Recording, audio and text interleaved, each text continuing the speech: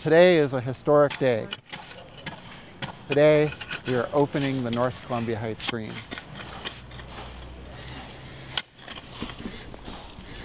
This had been a dumping spot and a place of blight. There were dilapidated garages here for decades. And a lot of crime back here, a lot of robberies, and it just wasn't a safe area. People have obviously been throwing their trash there for forever. Yeah, I don't think people really, cared about it much. Here we go with this? Over here, a butterfly garden. And it was amazing because when we put the butterfly bushes in, it was like the butterflies just followed them into the site as if they'd been waiting for it. And now they're around here all the time. Back about 4 or 5 years ago, people in the community started calling Parks and People saying, we need help. And we initially said, well, we can't really work with that because that's a private vacant lot. We work with public parks. But there was so much community concern about it, it became evident to us that there was sort of a public interest in the site. And we looked around and realized there's very little green space in this whole neighborhood. I mean, this soil is, I don't know if we can we call it soil, Steve? Not soil. I think part of what's so great about this is we're kind of building it from the ground up. Like literally this ground that we are putting these plants into has been, it's been kind of a dump yard. And so you have to like dig out the bricks and all the stuff that's been here. How do we stop the dumping? How do we get rid of all the abandoned cars that were sitting on the lot? How do we excavate the rubble? And how do we get the engineering and the stormwater permits so we can actually make it into this site? I mean, it was a lot more than what we initially thought it was going to take.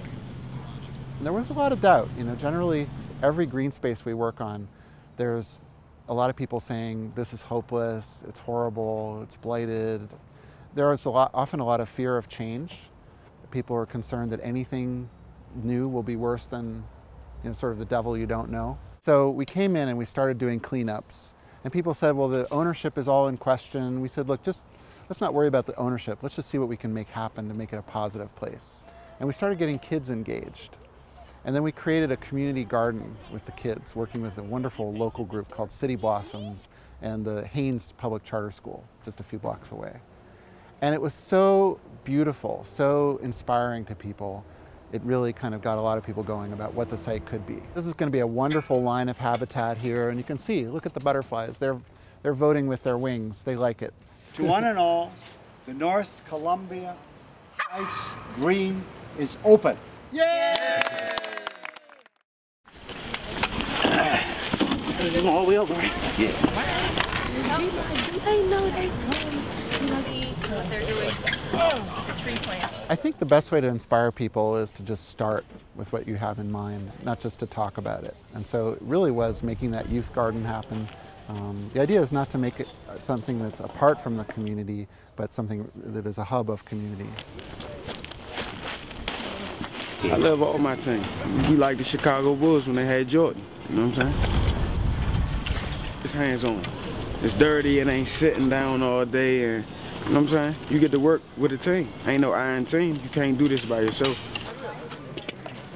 People just took a lot of satisfaction from the work, and then they were inspired by the impact of the work and how quickly they could begin to make it into something good. When people start to see that people are spending their time and energy and effort within their own neighborhood, I think that makes everybody kind of want to make it better, want to come together and make things better. It makes you feel involved, It's good to be involved with stuff, It makes you feel like you're a part of something,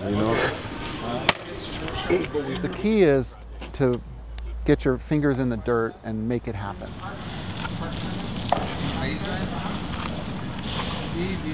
There are 2 different schools that have said they want to make this a part of their curriculum.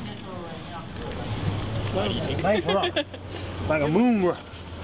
Look like a big potato. And not just about biology or gardening, but also linking it into other things, into learning about civic engagement, learning about history, learning about engineering. There's so many different things you can learn with the land. And there's a whole principle of expeditionary learning that says that the best learning is grounded in place, in the earth, rather than in the abstract in a classroom. It's something you always can teach the next generation, and the next generation. It could go further than just getting a basketball. This is for awareness and, you know, in the environment. You know, you can learn anything. And they're out here together. They see where food comes from, how it's created. You know, it doesn't come from a box, grocery store aisle. You know, just picking up a worm or a bug, or there's so much to learn out here. Instead of just a drill or, you know, just a team, it's like you can learn non-stop. Non-stop. You can grow vegetables, you can grow fruits, you can grow a lot of things. Kids are always the key, every site we work on. Because the seniors might have the memories, but it's the kids who really have the dreams and the faith that you know, it can really happen. So you put the memories together with the dreams and you have something that is kind of unstoppable. Tomatoes, lettuce, strawberries, a lot of things. Oh, look at the hair, look at you. The approach is the same whether we're dealing with a tree box or a huge national park. It's about connecting people with the land, showing its relevance to their daily lives, and as I said, being comprehensive about how you develop the partnership for the land so that it's something that really lasts. Let's mix some of that in there. What's in there? Now, I make sure none of my friends litter, you know what I'm saying? And not only that, you learn more about the trees, invasives, and I mean, just a lot more about the environment. You appreciate what's around you even more. You know what I'm saying? I think we're onto something fundamental, and you see the excitement all over town. If you even say you're creating a community garden, people rally around it. We now have people helping out who didn't even know about this a few weeks ago. So imagine what it's going to be in a few months or in a few years. It shows what people can do if they want to do anything. They can do something like this. Just make something out of nothing. You know, and make something look good. Oh, we have some radishes in here. We have some beets. Right there. This is winter rye. And it's going to be ground cover. It's going to be ground. And in winter it's going to grow. And it's nice to come out and like all these people are my next door neighbors who I don't know how I would have met them otherwise.